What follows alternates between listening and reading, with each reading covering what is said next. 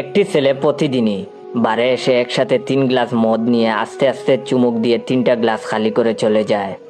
বারটেন্ডারের কাছে ব্যাপারটা বেশ আশ্চর্য লাগতো।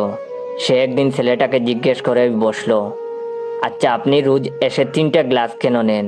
এক গ্লাসেই তো 3 পেগ খেতে পারেন।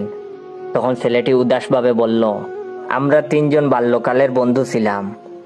এখন ওরা কর্মসূত্রে অনেক দূরে থাকে, এজন্য 2 গ্লাস ওদের আর 1 গ্লাস আমার জন্য নেই। তাতে আমার মনে হয় ওরা আমার পাশে বসে আমার সাথেই মদ্যপান করছে। কয়েক মাস পর আচমকা একদিন সেই ছেলেটি শুধু 2 গ্লাস মদ চাইলো, আর ওকে কিছুটা মনমরা আর উদাস লাগছিল। সেদিন সে 2 গ্লাসেই চুমুক দিচ্ছিল। বারটেন্ডার ভাবলো হয়তো ওর এক বন্ধু মারা গেছে। সে তাকে সান্ত্বনা দেবার জন্য ওর পাশে এসে দাঁড়ালো, জিজ্ঞেস করলো, আপনার এক বন্ধুর কি হয়েছে?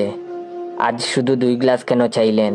ছেলেটি বড় অমায়িক ভাবে বলল, আমার 2 বন্ধুই সুস্থ সবল আছে রে ভাই, কিন্তু আমার স্ত্রীর অত্যাচারে বাধ্য হয়ে আমি মদ্যপান করা ছেড়ে দিয়েছি।